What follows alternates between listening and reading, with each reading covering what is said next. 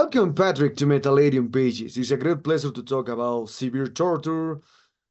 This new this new album, Thorn from the Jaws of Death, and obviously more things related to the metal world in general. So we're starting by asking, so how has the band been during the last 14 years? Because your previous album, Slaughter, was released in 2020, no, 2000, 2010.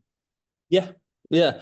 So it's a long story. No, it's not a long story. It's just after Slaughtered, we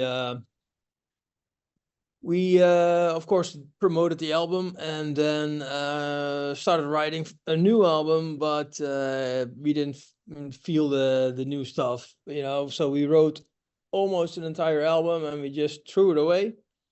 And then the years passed, and I think in 2016 we decided to stop for a while, and then after 1 year or almost 2 years, we decided that it would be a shame to not continue with the band. So we got together, and then our old drummer told us that he didn't want to continue. So we wanted to continue, so we continued without him. And we had to find a new drummer. And then when we found one, we had to, start rehearsing the old songs, start writing new songs. And before you know it, it's 14 years later. Well, yeah, that is true. That is true. Yeah. One thing that I saw since the beginning from Severe Torture, I remember when I hear for the first time Feasting on Blood or Misanthropic Carnage. At that time, you were more like a brutal death metal. But according to the years, since Sworn of Vengeance, Slaughter, and now this new album, you lean down to the death metal area. So is this change was a conscious decision, or perhaps perhaps you want to, well, perhaps you present a more death metal than the brutal death metal stuff? It's a little bit of both. I think after the first two records, we came to the conclusion that, okay, we've done this, and there's no way we can, at least at that moment, we can even, top that, make it even more brutal or whatever. So we wanted to write a little bit more, started focusing on songwriting for a little bit. And also our guitarist Marvin joined the band after those two first records. So you have a little different influence in songwriting, and you can definitely hear that in the music that we wrote after the first two records. But yeah, we did not really want to try and even be more brutal. And nowadays, to be honest, there are so many musicians and bands that are way better than we are, and they can play even more brutal music than we do. So we just like to write some real cool death metal tunes, tunes that if people hear it, they can, recognize the riffs. If they see us live and listen to the music later, they can recognize the songs, or vice versa. They hear the songs on streaming platforms and they see us live and say, hey, I know that song. And I think that's for us at the moment more important than trying to be the most brutal band there is. There's so many brutal bands. Yeah. Well, yeah, that is true. But when I spoke with a lot of brutal musicians from Disavow, from Deeds of Flesh, well, great bands into the brutal and metal Suffocation, a lot of people, they think now their scene is usually more bigger, as you mentioned, a bigger one. We have a lot of brutal death metal, technical, a lot of stuff. But for me, as also, when I hear for the first time Suffocation in the beginnings of Titus, I remember very well this is something so brutal, Broken Help, Cryptopsy, brutal as fuck. But now you receive these kind of things that is brutal, but with a feeling. So technical, so experimental, so progressive, but these new bands doesn't have this kind of brutal stuff, the feeling that you can hear the music and a punch in the face.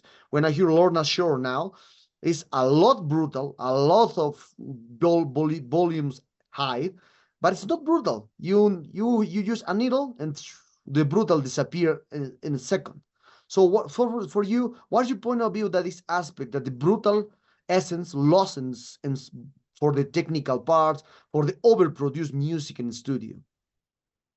Yeah, I can agree with what you say. Yeah, there's yeah, some of those new bands are so brutal that it's not brutal anymore. It's just like yeah, a sound or whatever. So yeah, you're correct that the way that we used to do it with Disavowed and Us and Deeds of Flesh and has a little bit more, well, if you can speak, yeah, a little bit more feeling into it.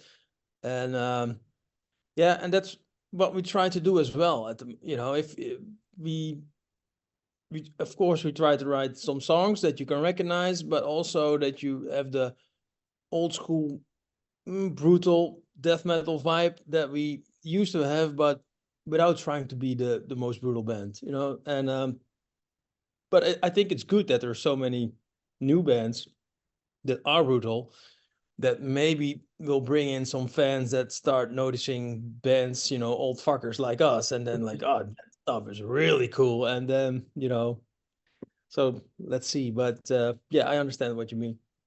Okay, so let's focus more on this new Thorn from the Jaws of Death. Well, these new albums, as I said, is more related with death metal stuff. And one approach that I see of this new album is that you signed with Season of Mist, because the previous album was signed with another label. So for this, how was your enter to Season of Mist? And also, I saw that these last 2 years, I think it is the brutal death metal year, because the dying fetus, suffocation, severe torture, warmth, a lot of old stuff from the 2000s are come back with the new albums. Defeat Sanity also will release a new album by the end of the year. Brodekin also. So how was your sign also? Brodekin and you and Warm are with Season of Mist and Defeat Yeah. Sanity also. So a lot of brutal death metal stuff will come with this new year. So how was the enter to Season of Mist? Well, we actually signed a little bit before 2010, because the Slaughtered album from 2010 was also on Season of Mist. Mm-hmm. Because before Season of Mist, we were on Earache Records, and the cooperation between us and Earache Records was just not, yeah, it came to an end. So we were looking for a new label, and Season of Mist just gave us the best deal. And well, luckily for us, after 12 years, because we released the EP Fisting the Sockets 2 years ago, they were still interested in working with us together.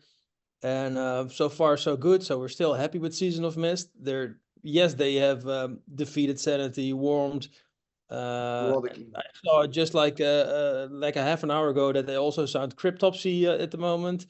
So yeah, they have a lot of brutal stuff. So we are in good companionship with on Season of Mist, and I think they have a really good nose for talent. So yeah, it's not all, they all have different streamings of metal, but they have a good nose for good bands. So I think we're at the right place at the moment. Well, right. Awesome. Awesome. And so how was the return? How were you? Well, I saw that you played in Maryland Death Fest a few weeks ago. It was an amazing show, by the way. So I saw that the people received very well. And because you are one of the, for me, you are one of the well-known bands from the brutal metal scene from Netherlands. So that's for with Disavowed, Infinited Hate, and more bands. So for you, how was this comeback to places and the scenarios in Maryland Death Fest, and also with the new songs? With it, Yeah. Well, we were already booked like almost in the beginning of the lineup for this year, and so we were really hoping that we could release the new album a little bit before or a little bit after, and we couldn't have wished for a better response. The response was just amazing, and also the response to the new songs, because we played 2 new songs that we released the videos before, and yeah, it was just for us it was like overwhelming a little bit. It's like, okay, this is what we hoped for, and we got. And then the shows that we did after Maryland Death Fest together with Bloodbath and Primordial and Our Goat, We played 4 shows with them, and those shows were also just amazing. So it felt really good to be back in the US, and have a chance to play for more people, and especially around the releasing of the new album. I think it was a perfect timing.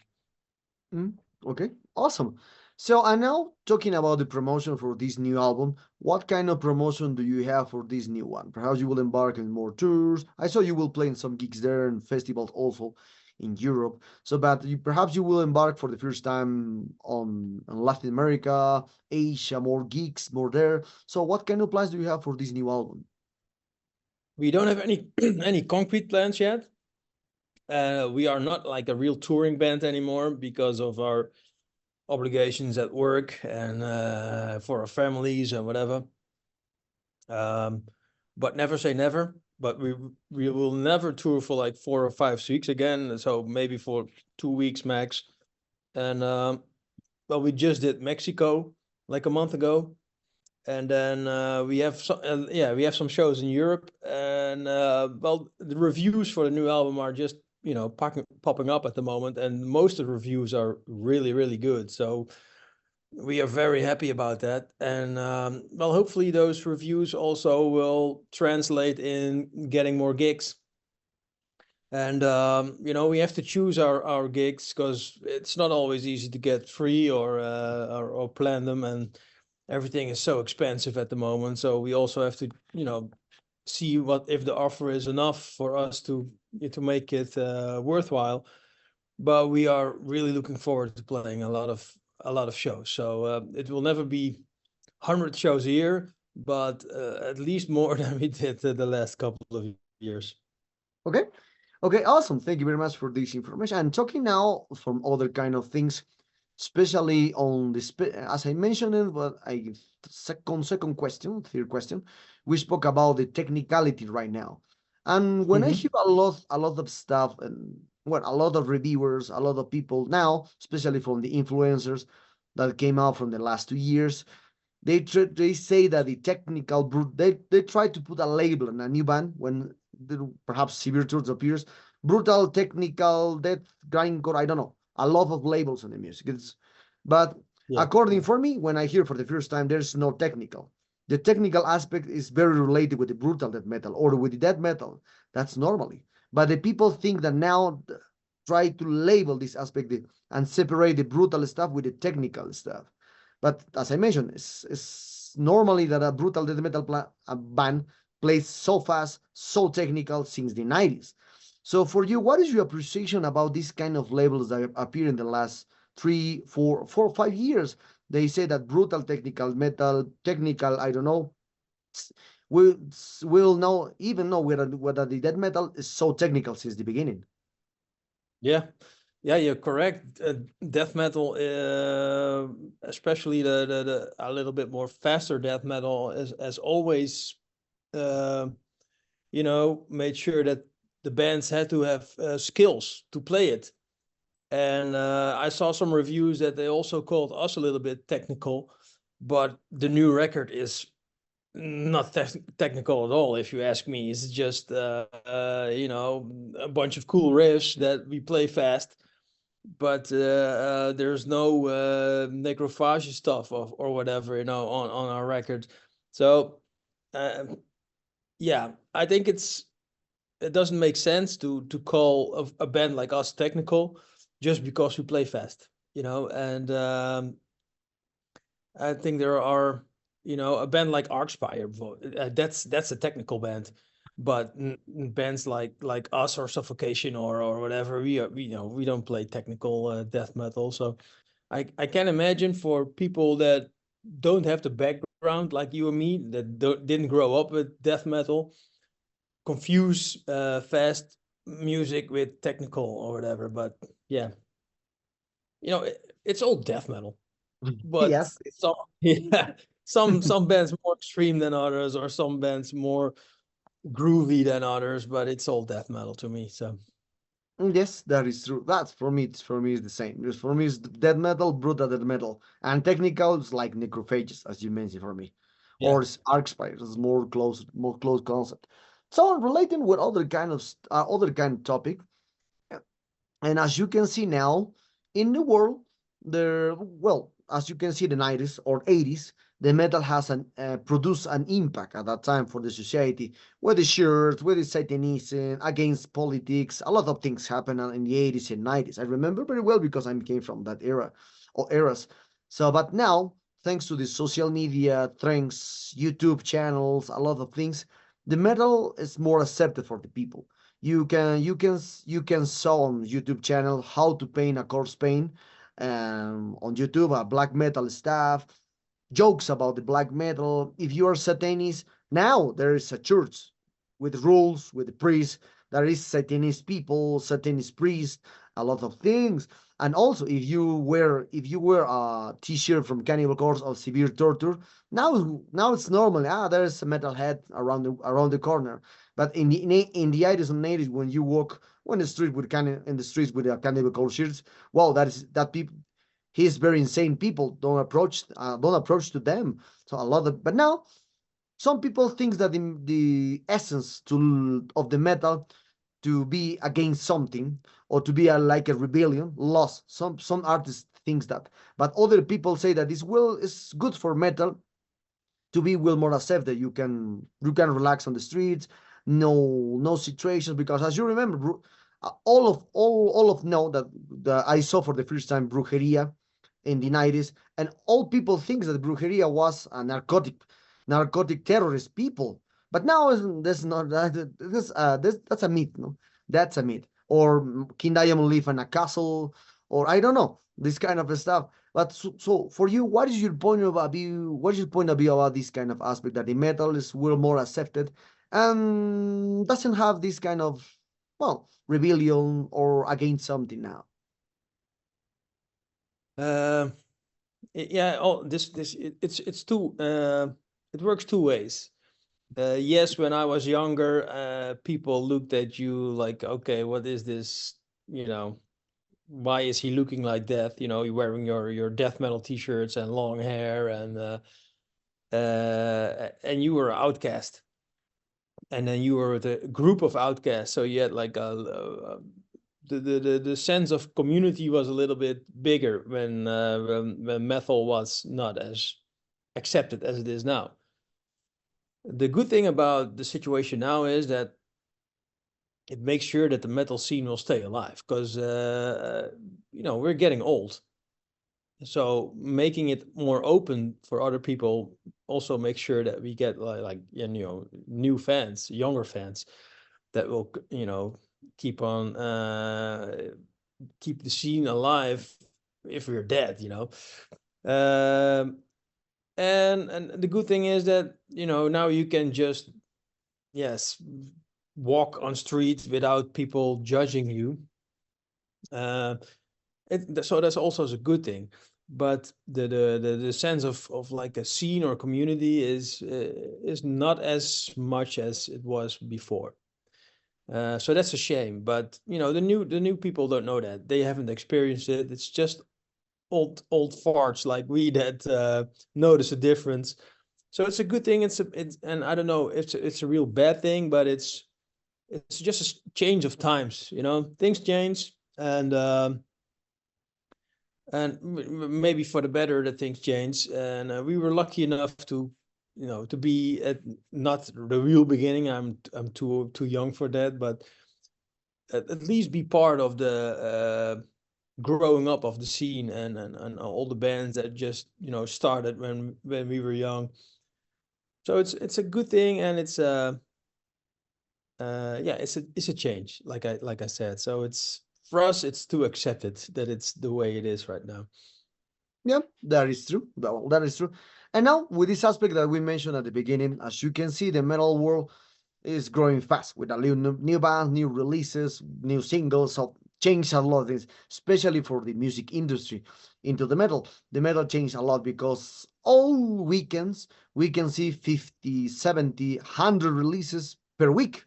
That's incomparable that will happen. I remember here Yeah. here the albums per month.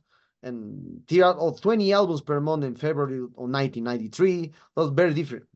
So, what's your point about is good or is bad that we have a lot of releases per week? I think I don't know if we would be here if it's what not the case, but I think so many releases is not good for anybody. There is of course music is for everybody, and everybody who wants to create something should have a chance to do so.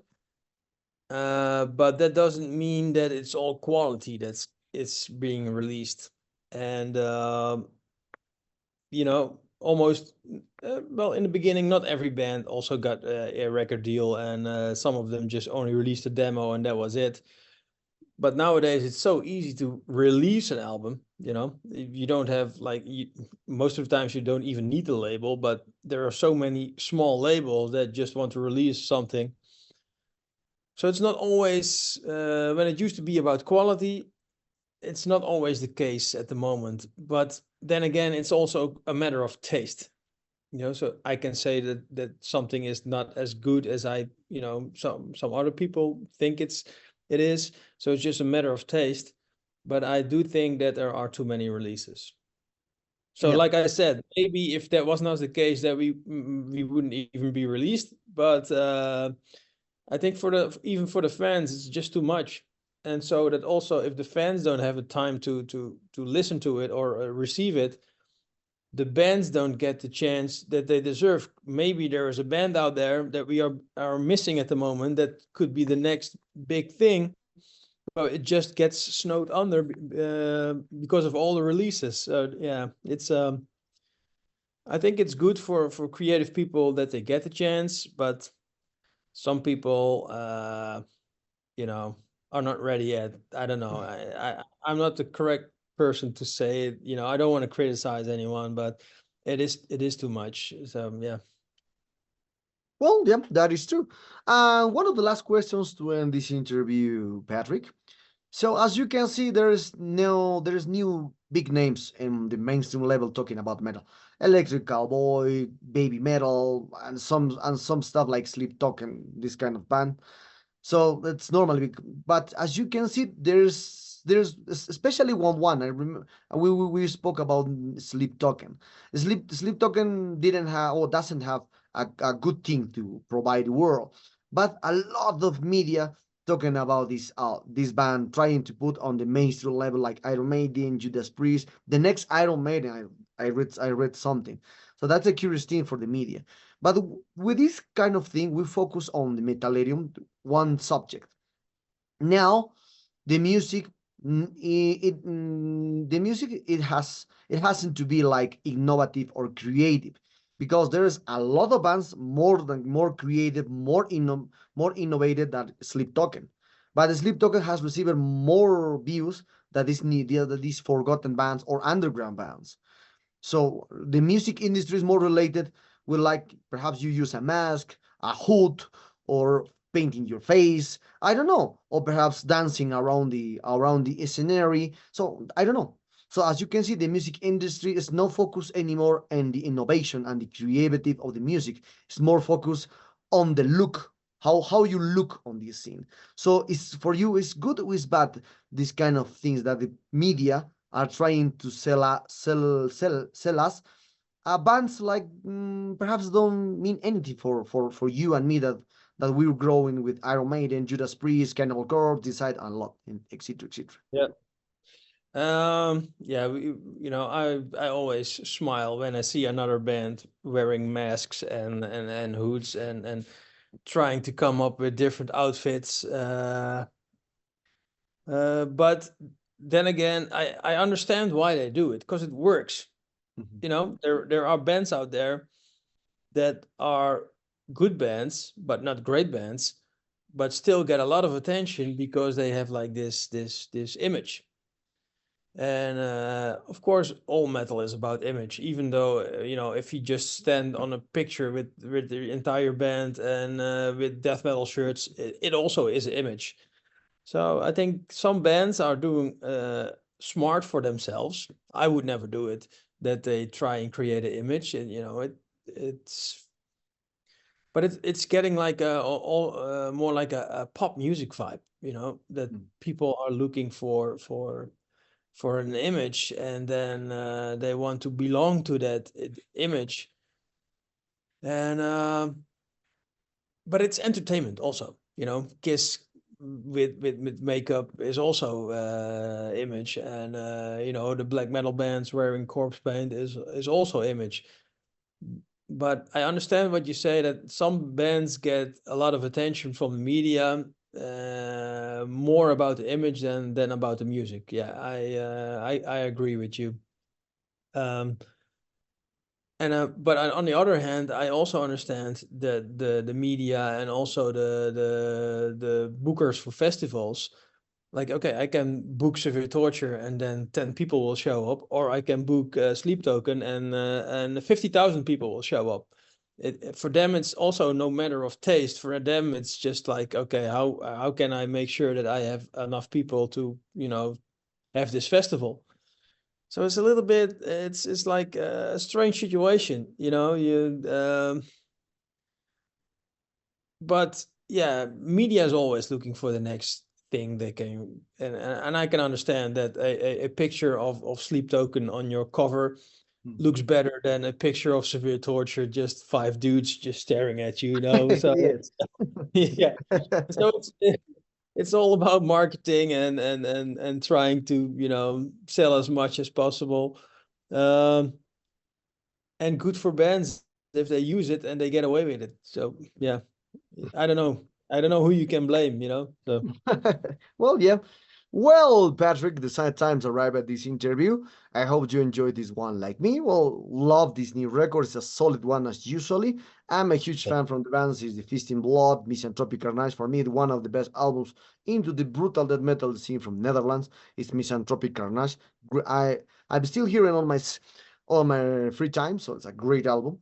Thank you. And perhaps do you want to add something to your Latin American fans and obviously Metalerium followers?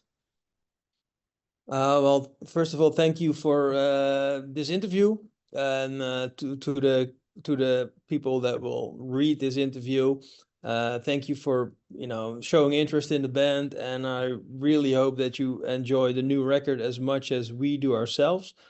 And if you are buying the new record, please do yourself a favor and also buy the EP that we released 2 years ago. It's all that stuff is. It's one of, there's always a matter of taste, but it's the best stuff that we did. And we are really looking forward to seeing everybody on, when we play live. So thank you for your time, and see you later, man.